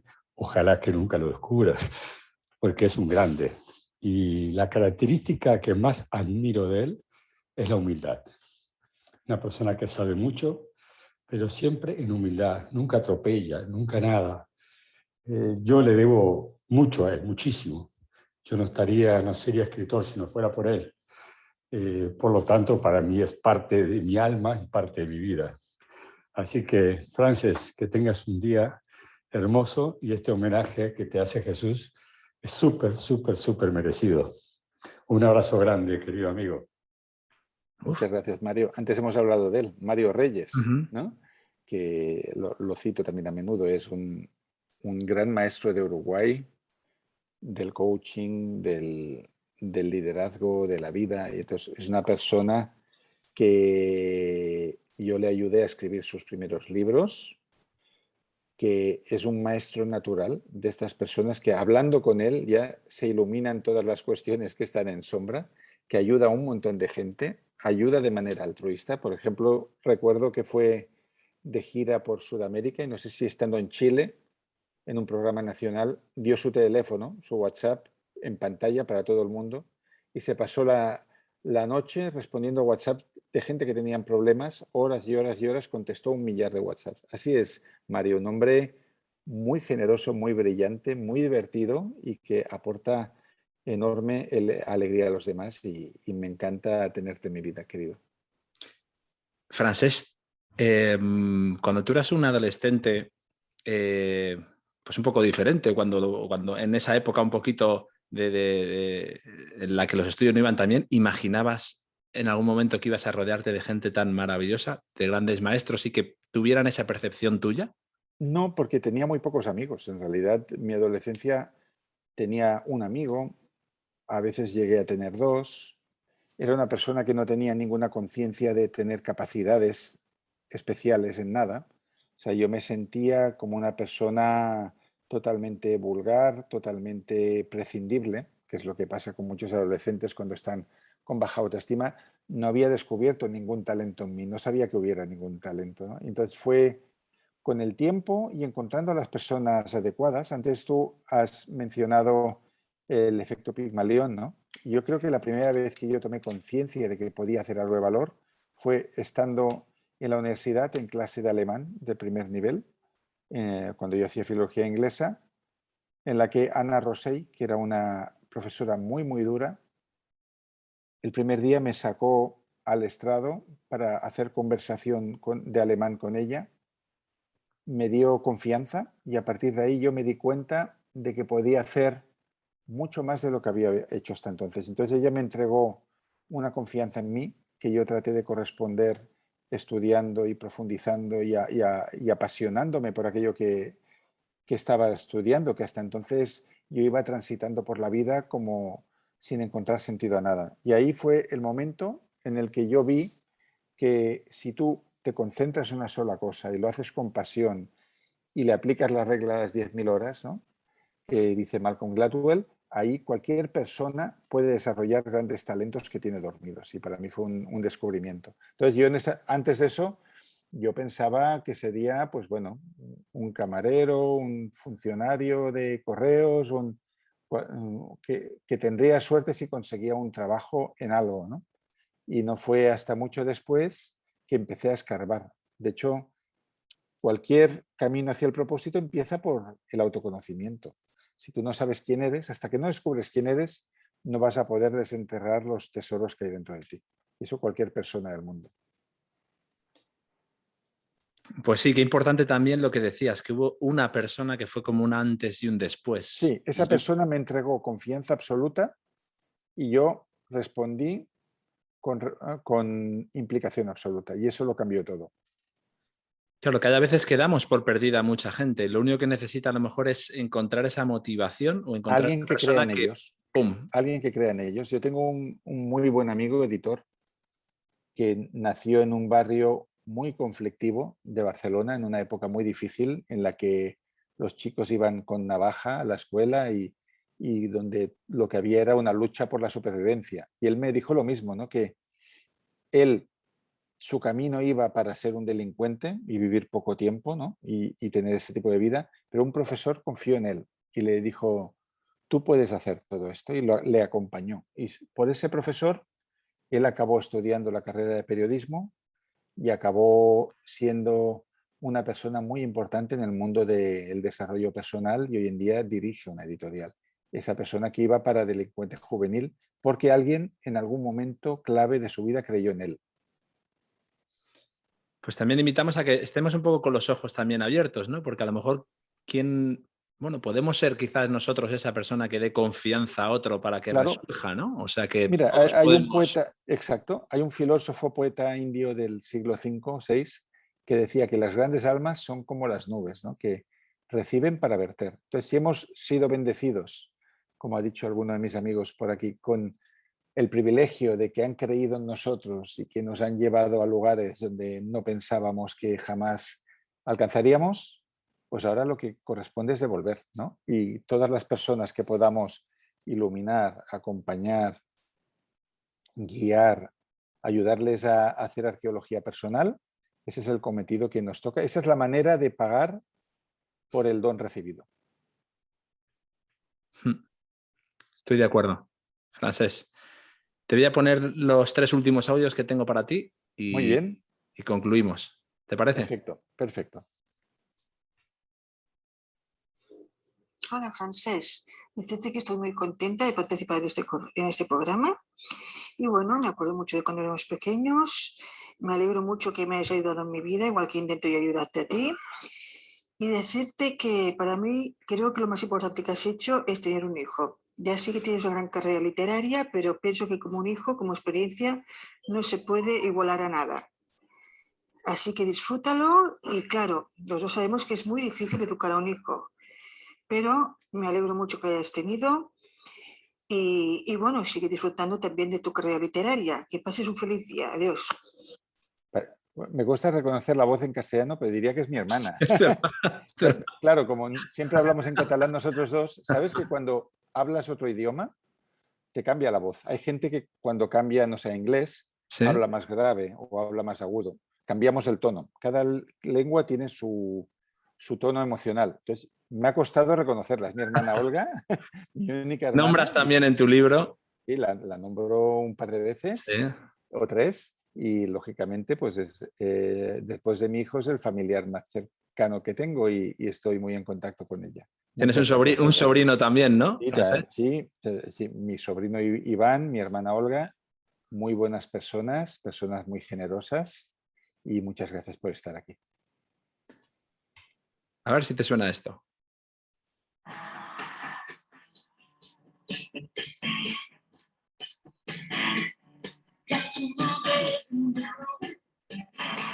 ¡Hey! ¿Qué tal? ¿Qué te iba a comentar? Aún recuerdo el día que te conocí, que el barco de la vida me llevó a una academia de vagos y de clase alta. Y allí nos conocimos hablando de música. Joder, ha pasado tanto tiempo. Pero bueno, el barco continuó navegando en el océano que es la vida.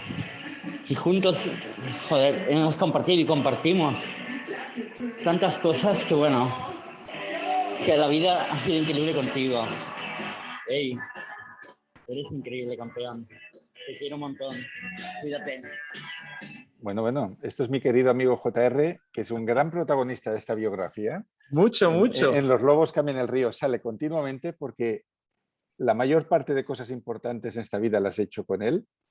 Una persona, bueno, la persona con él, aparte de ser muy generoso y muy inteligente, y que también ha publicado libros, eso sería ya toda una historia. Es la persona más optimista y más positiva que he conocido en mi vida. Estar con JR, José Ramón, es sinónimo de buen rollo eterno. Y yo creo que juntos hemos hecho mínimo medio centenar de viajes. Igual hemos hecho más, ¿no?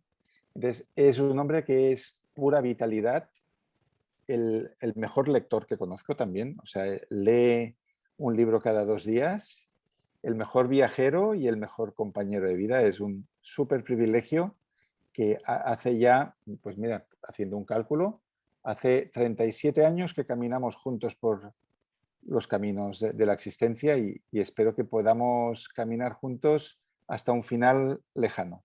¿Cuál fue vuestro primer viaje? A París, se cuenta aquí. Sí. A París con la famosa Nochevieja, sí, las famosas campanadas que se iban retrasando. Me estoy acordando. JR no volvía, estaba en los Campos Elíseos celebrando con la gente de la calle. Pues bueno, es único. Cuando hicieron a José Ramón, a JR, rompieron el molde. No hay nadie como él y jamás habrá nadie que se acerque lo más mínimo a una persona tan extraordinaria. ¿Cómo le quieres? Hombre. Bueno, y voy ya con el último, Francés. Hola, Francés, cariño, muy buenas tardes. Pues aquí estoy ahora en Budapest, de donde te estoy grabando este mensajito para decirte, ya que lo sabes, espero que te quiero y muchísimas gracias por estos años que hemos pasado juntos y espero que como mínimo tenemos 3 o 4 veces más. Y nada, pues ya sé que nuestra vida juntos es algo donde siempre cabrán sorpresas, donde siempre estará importante aquello que es imposible planear, ese rumbo místico de la vida que siempre nos acompaña también, pero con la cual realmente podemos disfrutar de la compañía del uno y del otro, donde podemos descubrir buenas comidas, cosas maravillosas en la naturaleza, buenas películas, buenos libros. Pues así tomo esta posibilidad para agradecerte este camino juntos y espero que seamos el mejor compañero del uno y el otro, cada uno, mientras seguimos nuestros pasos en esta vida. Feliz sexto aniversario, cariño. Te quiero.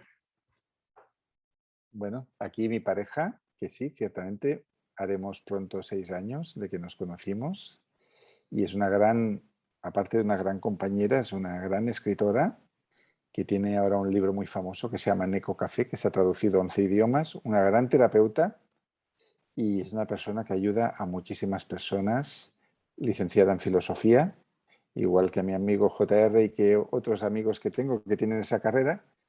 Y es una persona que me ha enseñado muchísimo y que con ella pues hemos entrado en una nueva dimensión emocional, intelectual, de aventuras, de viajes y compartimos muchísimas cosas. Muchas gracias, cariño, por estar aquí. Un beso desde Barcelona a Budapest, si lo ves. Qué bonito, Francés. Y qué voz tan bonita tiene, Ana. Sí, sí. Es muy bonita. Es hija de un director de cine húngaro. Y ella no se ha dedicado a la actuación, se ha dedicado al mundo de la terapia, de la escritura, pero tiene una voz perfecta. Y de hecho le gusta mucho cantar y quizás algún día va a entrenarse. Ya hay una canción mía que se llama Sakura Girl, donde el coro es de ella, que si lo oímos por Spotify la podéis oír, pero sí tiene una voz muy bella tanto para locutar como para cantar. Y es una muy buena bailarina también. Un artista. Un artista total. Artista y terapeuta total. Bueno, Francés, ya no tengo más audios, han sido muchas personas, espero que te hayan gustado, no te hayan incomodado, mi objetivo no era incomodar. No estoy acostumbrado, pero creo que el tuyo es el único programa que es así, en el que aparecen todas estas personas tan amorosas a decir cosas bonitas. No, he estado en cientos de programas y tu espacio es el único que procura eso, por lo tanto es una misión muy bella la que te has puesto, ¿no? De materializar el amor de las personas que nos rodean y expresarlo de forma pública, ¿no? En un espacio como este. Pues gracias, Francés. Es mi manera, aparte de agradeceros vuestro tiempo y de lo que aportáis en este mundo, lo que aportáis en mi vida y en la vida de muchas otras personas, aparte creo que es una manera de poder mandar un mensaje a las personas de que no esperen a tener unas palabras de agradecimiento, de cariño, de amor, de orgullo, de lo que sea hacia las personas que aportan algo bueno en su vida, ya sea un familiar, un amigo o alguien o un escritor que te está aportando algo. Entonces creo que con un mensaje de texto, con un audio, se puede lograr crear en una persona pues un sentimiento de emoción y de felicidad. Así que pues esa es también mi... Pues muchas gracias, porque no conozco a nadie más que lo haga y con este gesto multiplicas el amor que la gente ya se tiene. Entonces es muy bello por tu parte. Muchas gracias por esta iniciativa. Francés, ya para terminar, sí que me gustaría, y esto lo escuché en una entrevista que te hicieron y con su permiso lo voy a tomar prestado porque me gustó mucho la idea. ¿Qué pregunta formularías al próximo invitado que pase por aquí, Conversaciones Inspiradoras, y cuya pregunta pues pueda resultar, o cuya respuesta pueda resultar útil e inspiradora a los oyentes? ¿Qué podríamos preguntarle? Vale, mira, podemos preguntarle qué puedes hacer mañana para hacer que la gente que te rodea sea un poco más feliz. Pregunta muy sencilla, ¿eh? Pues se la haremos de tu parte. Francés, yo termino siempre este espacio con una frase que me encanta de Madre Teresa de Calcuta, que es que nadie se acerque jamás a ti sin que al irse se sienta un poquito mejor y más feliz. Fantástico. Siempre digo que si viviéramos todos un poquito en consonancia con esa frase, pues creo que haríamos este mundo un poquito mejor. Así que te lo agradezco y espero estas palabras. Espero que hayas pasado a haberte hecho un poquito más feliz este día. Me has hecho muy feliz a mí y muchas gracias por encontrar a todas estas personas maravillosas que han intervenido y a todos los que nos estáis escuchando. Sigue con ello y muchas felicidades por este proyecto tan maravilloso. Muchas gracias, Francés. Que pases un feliz día. Chao. Igualmente, chao. Gracias por todo. A ti.